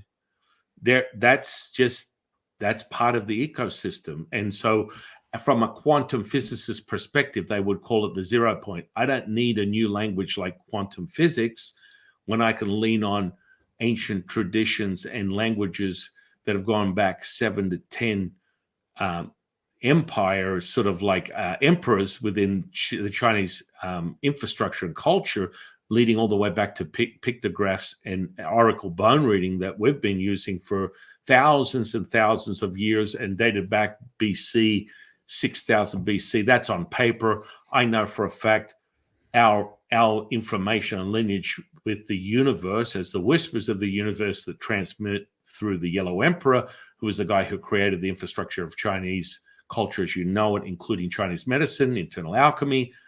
He's one of my teachers. Or Lao Tzu, who confesses that the transmission of all things within the Tao Te Ching was a direct transmission from the universe, the whispers of the universe, as they call it, as he calls it, to get the information that we have within the Tao Te Ching, which is what we call the magical register. So when you look at emotions, they are like rippling effects of specific planets and stars and how they are either not aligned or aligned with each other due to the amplitude of transmission from the sun, which is the upper dantian, the earth, which is the middle dantian, and the lower dantian is the moon. And we always go back to the OG energy, and we go even deeper past the new transmission of the sun back to the old transmission of the OG sun, which would be Saturn, that has a whole different rippling effect on your ecosystem that is the universe. So emotions are like basically transmissions of whether your things are aligned or misaligned and how they're playing in that ecosystem of the universe. And so from a human perspective, if you are aligned and the energetics are synchronized, harmony is going to come at a very, very fast rate. If you are not, and you transmute it down to a physical state where you're doing all the elbow grease, helping people understand the fundamentals of that stuff, and then bring them back up through the emotions, then leading them to the spiritual stuff. This is the problematic effects of not understanding that everything has its place. There is nothing that is a coincidence. Every word, every letter, every number, every sound, everything is happening to you as it should be perfectly. You just have to listen. And if you find the inclination to realize that you need to refine those skills and your intuitive sense says, let me go and get a very clear message so I can translate it at a degree that is not problematic and it's not sporadic, then that's what you do. You delve deep into consciousness, or what my dear friend James Tooney would call spiritual consciousness, because that's a fundamental issue in of itself when you start separating the human and identifying as consciousness only. That's a whole nother podcast, I would say. Yeah. Does that make sense? The emotional stuff? A little bit. It's like drinking from a fire hose spiritually, I guess. I'm like just trying to process all this stuff. For me, one thing for some reason I've had it come up in in this conversation 3 times is like when somebody else is speaking, whether it's you or you're channeling somebody, or I'm listening to Bashar, or I'm listening to my dad. One thing that Bashar said that he said was that he's not really speaking. It's I'm speaking to myself through him to make it more believable to me to take the information, because I couldn't imagine that information is actually coming from me, right? And that the interesting thing was there was another one where he was talking and he stopped right in the middle and he looked over at this gal that you didn't even know was there. She was there facilitating and recording or doing something. He's like, April, do you remember what we said yesterday about something? And then the guy was just like, what's going on? Because he was interviewing him, and he said, oh, I want to make sure I do this right. He's like, so he took his finger, he touched his forehead, and he said, who is touching me? And he said that sums up the human experience. But God placing his finger on his forehead and saying, who is touching me? That sums up the human experience. And so that comes back to what you said earlier. We are all the whole entire universe is inside of us, and probably inside of every cell, and whatever. It can just keep getting smaller and smaller and smaller, and you can't. And you don't even know. Like the Men in Black, they kind of did that where they, there was that thing where the bubble and it was on a pin drop, then it was in a marble, and it was like whole universe. We don't this thing. I have no idea what's going on. All I know is it's cool. And when I moved back home to Eastern Oregon, because I was down living in Portland because I went down there for baseball and stuff, but with all the city lights and all that stuff, you can't really see the stars down there very good at all. When I moved back here, I bought a trailer to live in when I'm building this place, and my mom and I'm walking just from my mom and dad's house out here to the trailer. I don't know, 100 feet. I got every night looking up at the stars, and I just sat there and look at them. I'm like, holy shit, why did I ever move away from this? Like physically, and then I start looking at them like I'm having conversations out there with all kinds of people and Bashar and all. And I'm like, entities. What I don't even know who's out there, but I'm like, here I am. I am who I am, and that's enough. And I just realized how connected we all are by looking at the stars. And like that was always been a question for me when I was a kid. I'm like, where where are those stars at? Where do they come from? Okay, well, it's a sun and the light's coming. Okay, that makes sense. But how could there be like how could things there's got to be something on the other side of that star. What's on the end of that? But something can't go on forever, can it? So there's got to be a wall. But if there's a wall, there can't be a wall because there's got to be something on the other side of the wall. And I had this conversation in my head since I was a little kid. I'm like, and I guess everything's infinite, and I don't understand. Maybe I do understand, but maybe I'm hung up. Well, when you have to understand, you're already dead in the water. Yeah, because it's the physical Like mind, right? Physical mind knows nothing. the Jet Emperor always say, if you have to learn it, you don't know it. If you know it, you don't have to learn it. Which comes back to if you're thinking, you're not knowing. If you're knowing, you're feeling, and that feeling is evident. There's nothing more profound than that. Anything that you've ever done in your life and with a realization is the feeling itself. And when you tune yourself, and I always come back to the energetics because you must tune yourself because people always use this expression, lead with my head, feel with my heart, get a gut reaction. That can be problematic if you're not synchronized. So it works 50% of the time when I think with my head, lead with my head. When I feel with my heart, it's about 80-20. When I get a gut feeling, it's 40-60 because you must regulate. And once you regulate, then the expression of the universe through the emotional content that the human can understand. That's why the emotions they are from a low watt to a high watt. So love is the lowest form for a Taoist. Love is subjective until otherwise noted. Then it turns into gratitude. Mm-hmm. And then finally, one with all is one. You're all things. So there's an accepting and allowing of everything as is because you are this present moment. There's the monologue. That's it. You're right there. So love already starts with a subjective viewpoint. People have hallmark versions of what unconditional love is until otherwise noted. Some people might consider it razor blades and bunny rabbits, the other ones rainbows and unicorn. And as you increase your resonance, and gratitude is a fast way to get into that state because I can give you $5 or a compliment, you're going to be grateful. To what degree that's measurable will be self-evident, but it is instant. It's like quickly someone will be like, I can express this and I can resonate there without having to process it. The $5, someone gives me a compliment, that a little bit subjective depending upon what road you've been on. But generally speaking, the gratitude will be present for 99.9% of people. And then once you move from that resonance, you move to accepting and allowing. And then the universal love is the expression of your transmission because the polarizing effects of that resonance is it solidifies and dissolves the noise, which would be whatever emotional content that you initially were working on. I got bullied when I was a kid. I had this horrible relationship. I hate my parents. Whatever the circumstances are, it just dissolves. And so you're not caught in this cycle of, I need to work out what that is and what that means, because that is the luring effects of being human. That's the distraction. That's the mistake, is being caught in the weeds of attempting to understand, as Lao-Tzu would say, you're a grain of sand.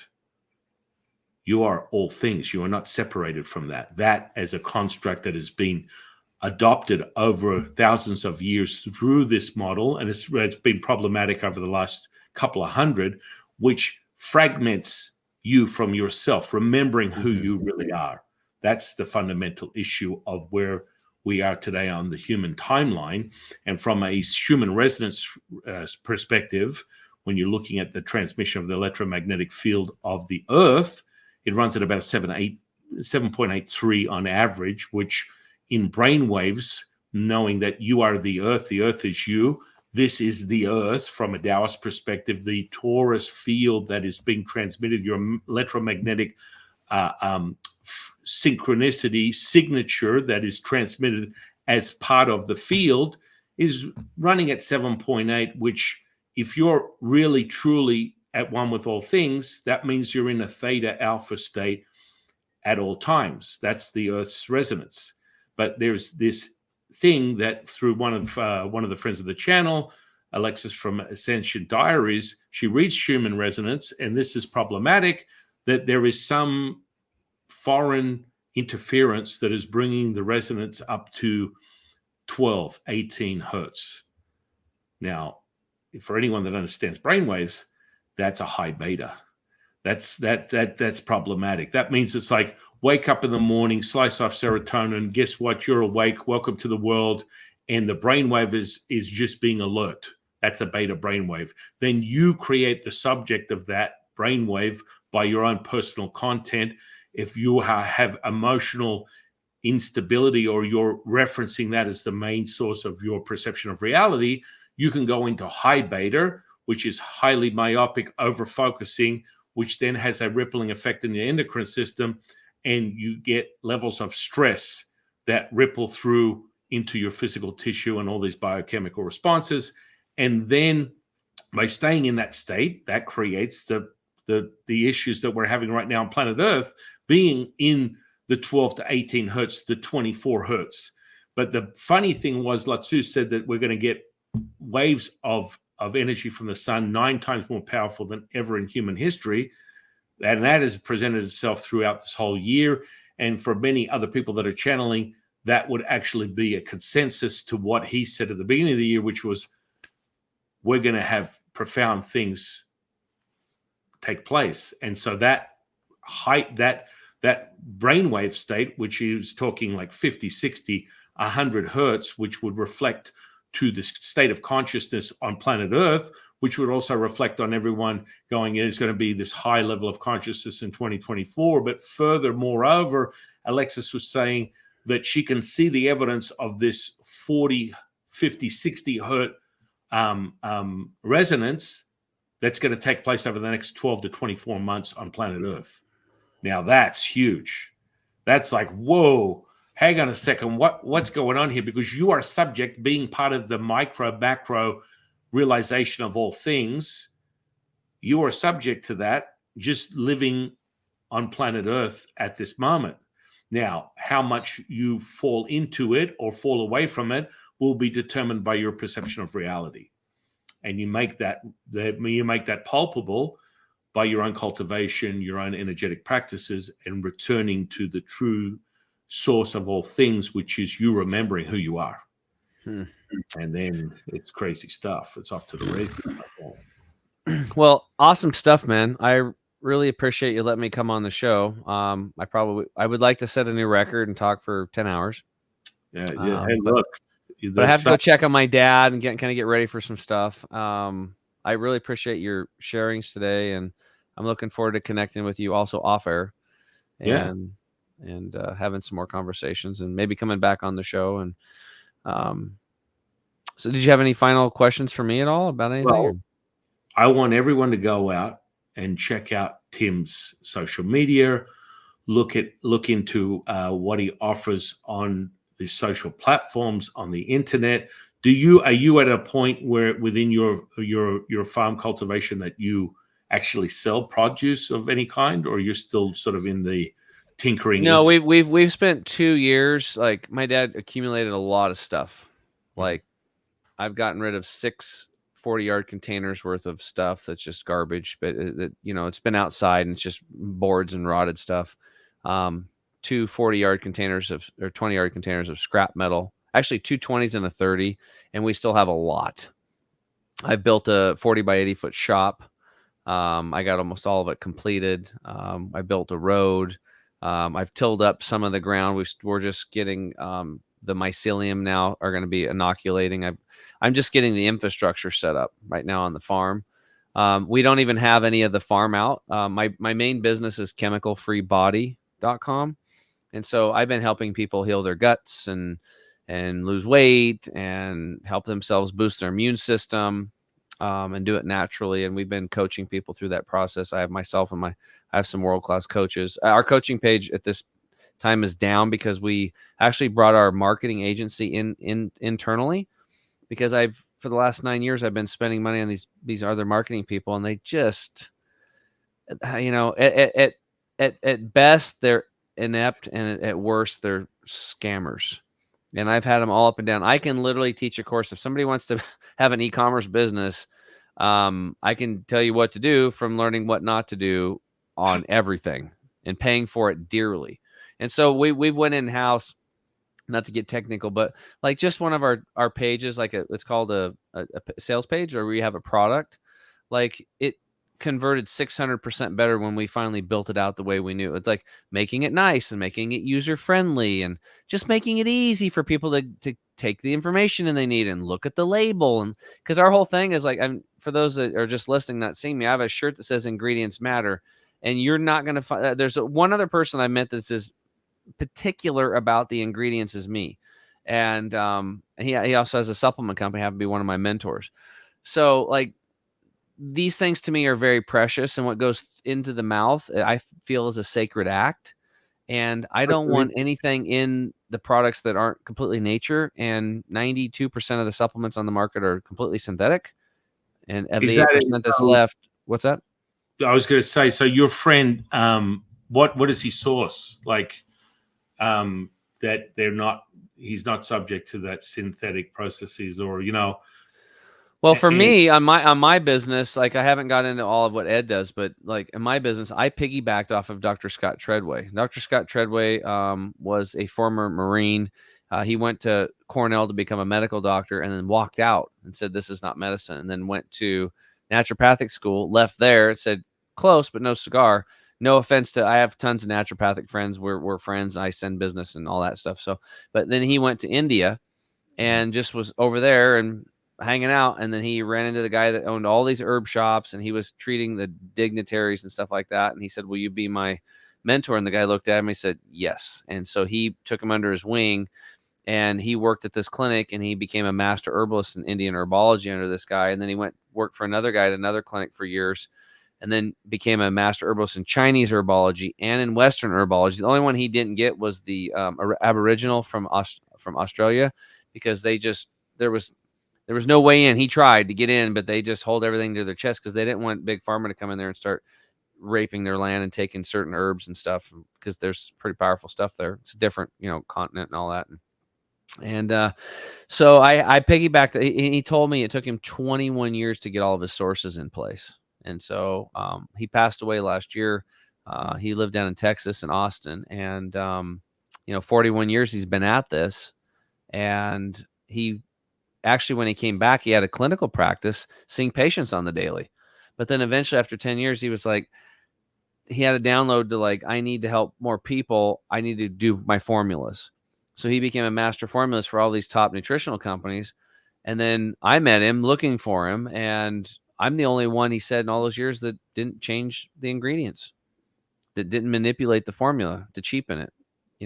He actually using vitamin C from the amla berry, or from the Arceola cherry, or from rose hips, or from camu berry, instead of using synthetic ascorbic acid that was made in a laboratory. Just little things like that. And people don't realize, when you look at a label, it's like, oh, vitamin C, that's good. What if it says ascorbic acid behind it? It's a synthetic. So I prefer amla berry as an example, right? It should say from its whole food form. And then it goes beyond that. You might even have a thing that's got a really good formula, but then you send it to a manufacturing facility, an encapsulation place, and they'll put these excipients in there: binders, fillers, and flow agents. They might put a flow agent in, like silicon dioxide, That is a level 3 toxin on the EPA's toxin list, but it's okay to have a little bit in you. And they'll make so the raw materials don't cake up in their machines, so they can encapsulate for speed of production, for profit. And so it's just, it's like, to me, that's like putting cat poop in the brownie recipe and then saying, "Oh, here, have these brownies. Oh, by the way, there's a little cat poop in there, but don't worry about it. You're not going to smell it, taste it. You won't even know it's there." Then, like, I ain't eating it, dude. You know. So nobody's going to eat cat poop in a brownies, right? But so why would we do that in our supplements or our food? At first, didn't even start the supplement company. I started that. I actually call ourselves a food company because we do real food. We dry up herbs and food and we concentrate them. So we're really a food company, but we just go in that supplement space. But I started reading ingredients and stuff, and I found out that I was being lied to at that place at Hippocrates because they educated you. It's like a re-education camp on how to be a human being in the real world. And I was pissed and I was angry for about 5.5 years, running around screaming from the rooftops like they're killing us, and and creating all this chaos inside of myself. And I didn't know I was part of the problem, even though I had my eyes opened up to the solution. I had the emotions going that you were talking about, and I drove my friends away from me. So I finally got to the point where I'm like, I don't give a shit what my friends eat. I don't care what anybody eats. I'm just doing it this way. If you guys want to come along, come along. If you don't, I don't care. I really don't care. So I'm not labeled as a food Nazi too much anymore. So that's good. But Well, I mean, the supplement world is an interesting one. I've been exposed to it probably close to 40 years, back to the good old days when, at the age of 11, I'm using MCT oil and just eating how one old are meal. you? 52. 52. Okay, I'll be 51 in June, so we're pretty close. I figured we were pretty close. Yeah, and back in those days, I was lied to. I was delusional because I took the book Education of a Bodybuilder and I believed it. Yeah. And I was able to, through my mind, create a phenomenal physique and power and strength and everything in between by using good foundation of nutrition, understanding that just simple meals. And I was eating one meal a day, and I had but by the time I was 18 or 19, I had a bench press of 400 pounds, 500-pound squat. I was doing phenomenal things with my physique, the ecosystem, using and mastering the endocrine stuff. And you look at this, and back in those days, supplements were very pure. There's only one or two companies in Australia that had that, because I'm originally from Australia. Now, that was a company called Musashi that had pure amino acid profile of the 20 plus amino acids that you can use to create pretty much all the formulas of supplementation. The biggest problem today is it's all synthetic garbage, or it comes from some byproduct of an animal. So you're like, hang on a second, leucine, that's a really great ingredient. Yes, it's if you like eating duck feathers, and people are like, excuse me, you have to go back to the foundations of the Japanese, who are the only ones that are using real fermented like plants that create the amino acid profiles. Like natto, you're talking about natto. Yeah. So if you want the real thing outside of food and you want it in a bioavailable form, then you need to look for fermented amino acids, or don't even bother. But that's a whole different grade, and it's very expensive.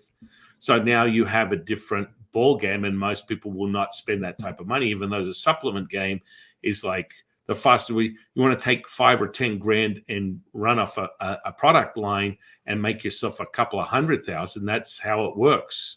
But you have to have volume. Yeah. It's like, unless you do it right, and then it's the raw material cost, like our company's ridiculous.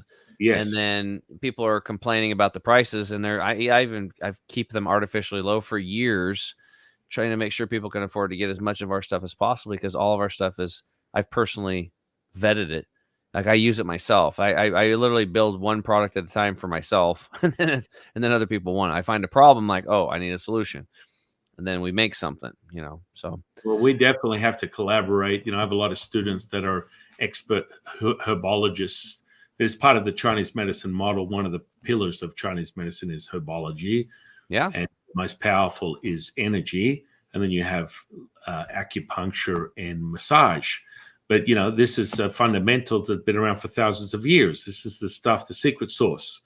And, once we don't spray our dandelions, we eat them. Listen, I mean that Roundup is poisoning everyone. People just don't realize they've got a myriad of problems, and it's all coming from a major source of that crap. Yeah, I've And got some stuff coming that we're going to spray on our from a doctor that I've connected with one of my coaches that has some stuff that will basically destroy it. It'll heal heal the soil from the spray. Like literally, yeah, that's what it does. It goes in and also does like PFAS, and it also works on the like the high amounts of aluminum and stuff like that, the bindings of these metals. So I'll let you know all about it once I get the farm going because I got to buy this thing that's like $2,200. It's this Vortex deal, and it takes like 4 to 6 hours. We put this stuff in there, and it gets it to bloom with oxygenation. And then we put it on my four-wheeler, and I'm going to have a 14-foot booms that go out, and I'm going to be able to spray my property because they're going to fly a plane right over my trailer, my mom and dad's house, and they're going to spray these fields all around me. And then as soon as I'm going to just talk to my neighbors and find out when are you spraying. First off, I'm going to try to give them solutions so they don't. That's why I'm building the farm because I'm like, I can't keep complaining about this.